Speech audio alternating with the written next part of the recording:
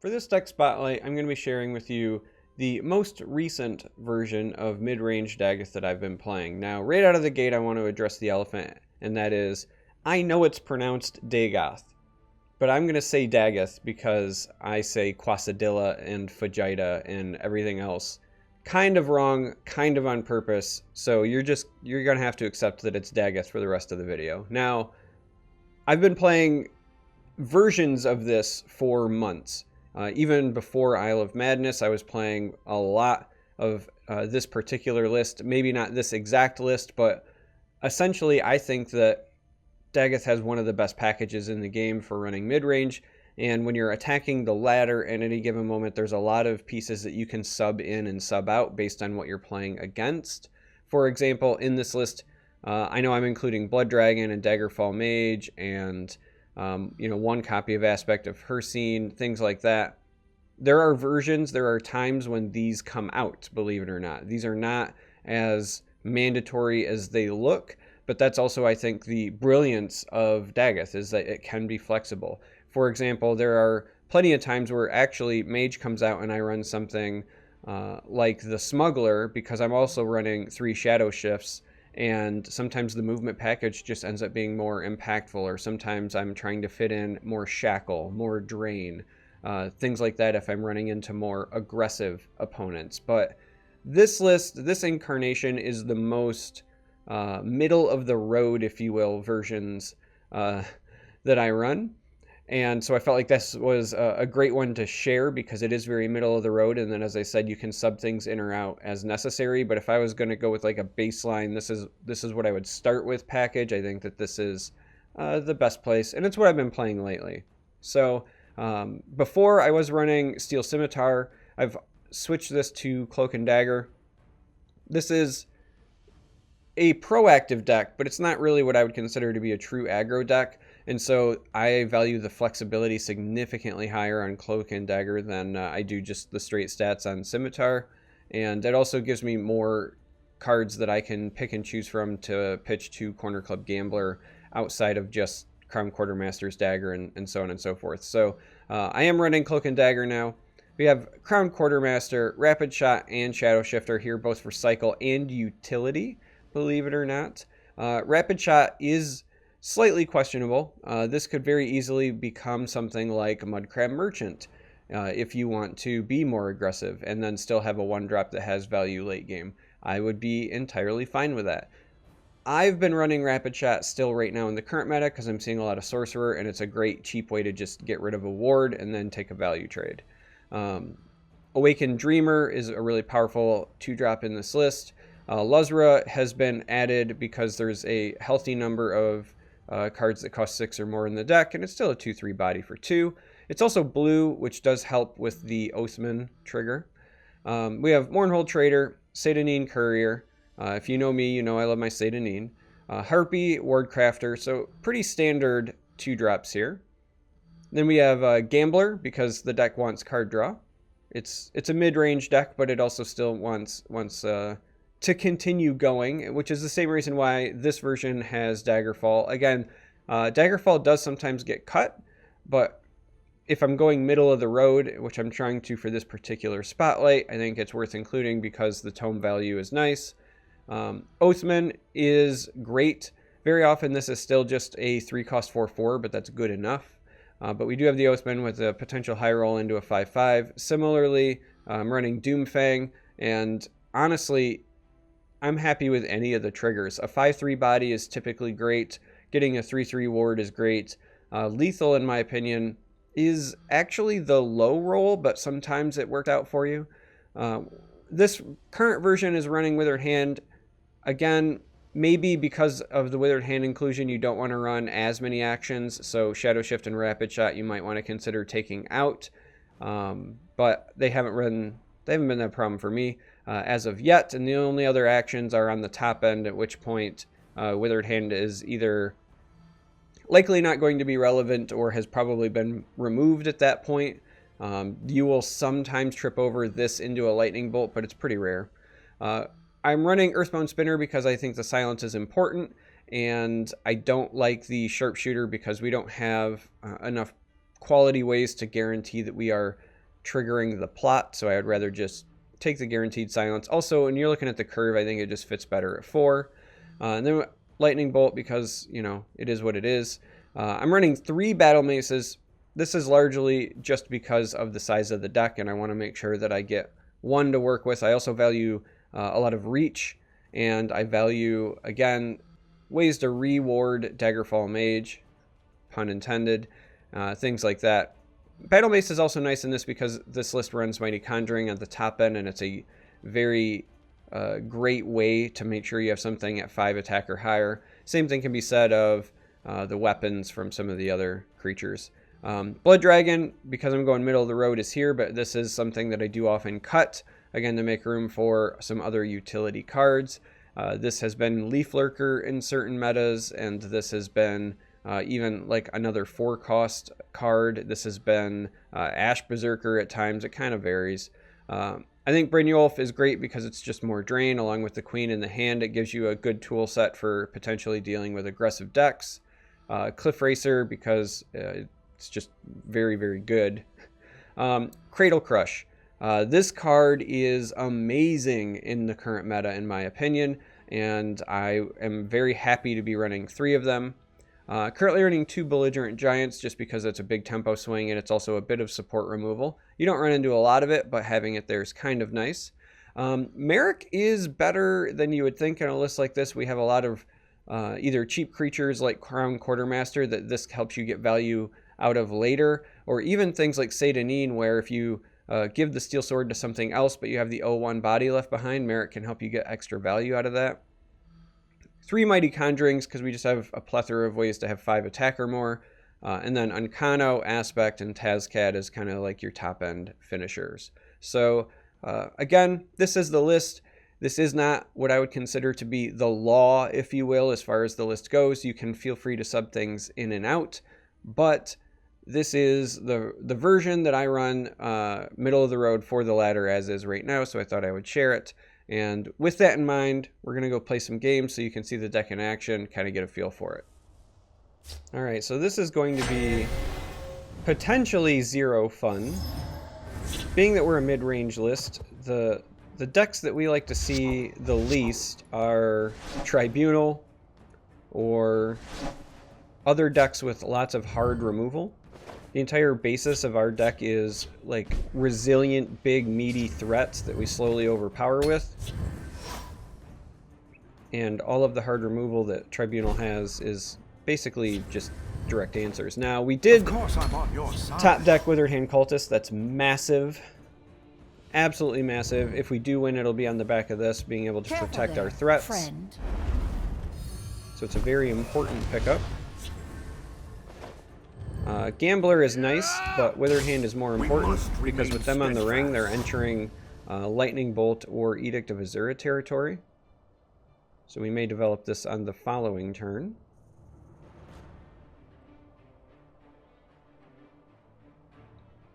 But this was very important.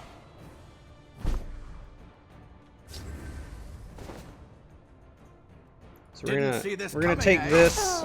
And then, even though I would, again, really like to get this going, I think we want to protect this as best we can.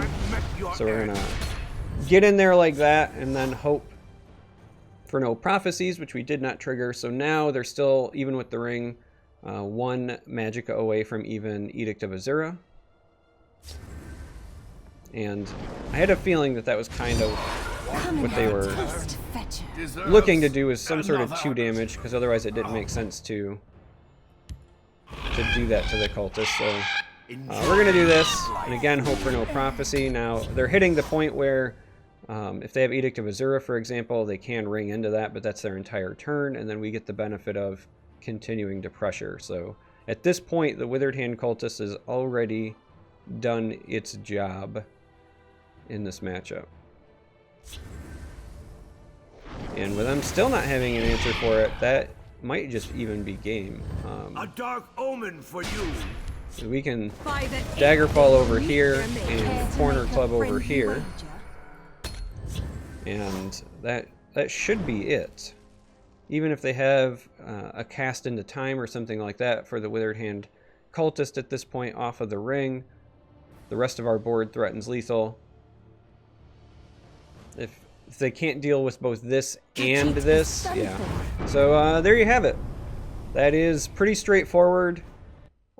Not very exciting, but it's what the deck does. Let's jump into another game and see if we get something not so polarizing, I'll say. Well, well, well. Looks like we have a bit of a mirror on our hands, at least in the form of another Dagoth player. And I think we're going to throw these back. I like the ally here. Harpy is a 2-drop, but not likely to be played on curve, and I like having Prophecy cards back in my deck. And while I really like Earthbone Spinner in this particular matchup, I don't think keeping it in the opener makes an awful lot of sense when we want 2-drops. And just like that, our hand is significantly better. Now, see if we face any 1-drops. There are some aggressive Dagoth variants out there that do run more than just the Quartermaster. Like I said, you could run Mudcry Merchant, things like that, if you were so inclined. We stand united. And they open with the Clan Captain. That's interesting. Makes me wonder if they've got a Firebolt or something. Didn't see this And they coming, are baiting me here. But we're gonna follow it up with a Doomfang instead of the Withered Hand. I do like the sped up animation where it just shows you what the positives are instead of going through each one. And now we have the answer to our question.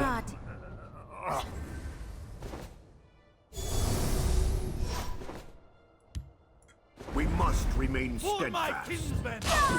And I think we're just gonna leave it. I'm worried about something like Skaven here, but that's about it. They could also Earthbone Spinner this, but a Cloak wasn't gonna save us from an Earthbone Spinner anyway.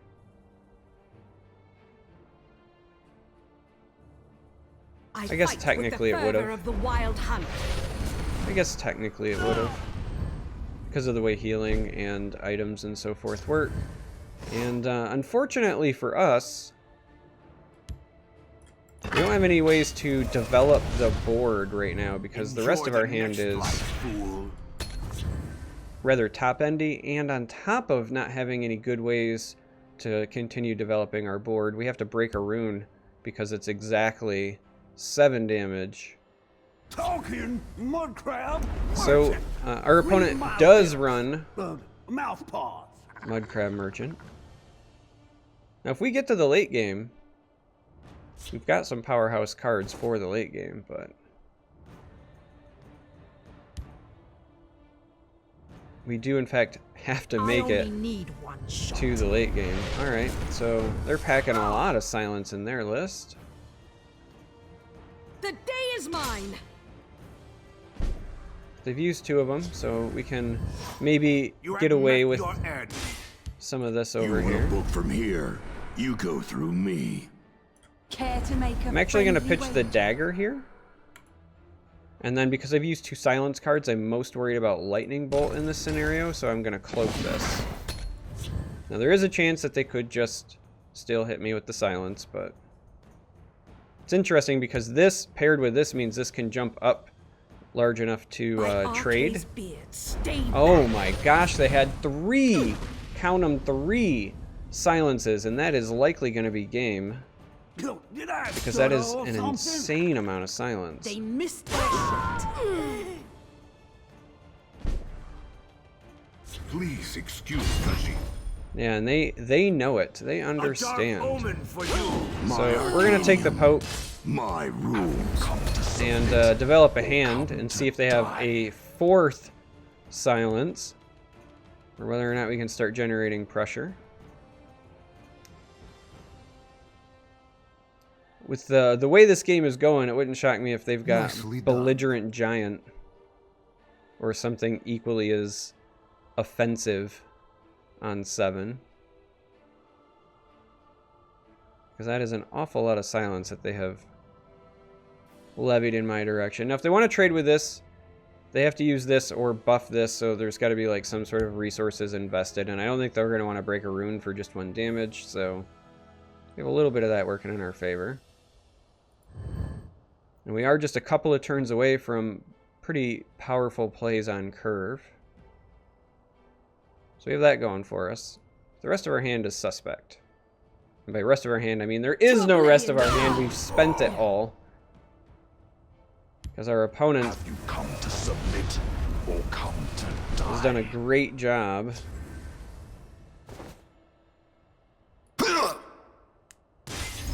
Alright. So the question is, if they're going to gain health back Nicely done. and go to 21, and then we have 9, and then 5, and then 6, like, can we just outrace this is the real question. I think the answer is yes. Nicely done. I think the answer is at least potentially yes. If they play something over here, unless it's like a vigilant giant or something massive, Ancano will hopefully let us contest. Now that's not a good sign. That means that's likely dying to a lightning There are bolt. ill winds this day. Okay. I see what their game plan is, and I Please excuse I appreciate it.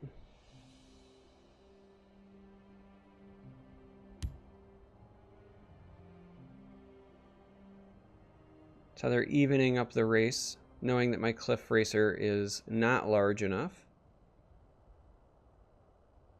It's also interesting to see the Smuggler, because that is a card that I had talked about as a card that I sometimes include in my own version. But we are I have many important just things on my going to use mind. Ancano to get rid of this pesky critter. Now, we're going to hope they don't have something nasty in response, and by nasty, what I'm really talking about is something like Tazcad that's going to, you know, trade. Something like Giant Snake, which is sometimes ran in these lists, is also really annoying to us right now. They could get a lot of damage in and then negate ours. So these are cards that we're not hoping to see.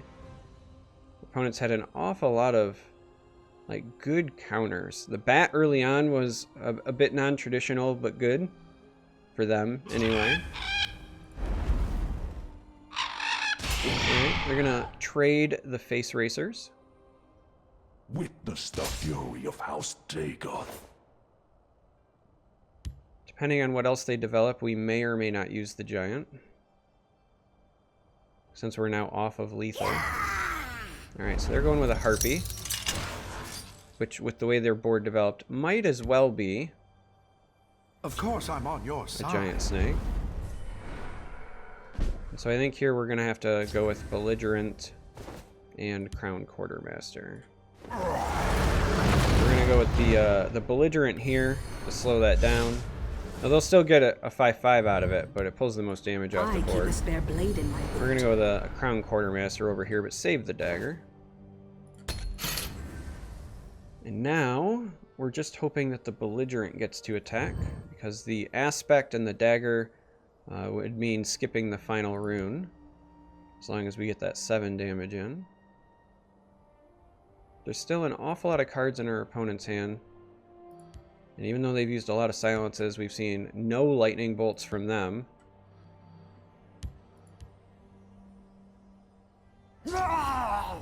And that is a Tazcad. That is what we were worried about the last time around. They're doing math here. They're saying, all right, we have 18. Oh, this Harpy is great for us. Go ahead and slow that down. But even with one here, it was likely we were still going to get to attack with this, which is, again, all we really need We are spotted. because of the Aspect. Be surprised if they continue to attack here.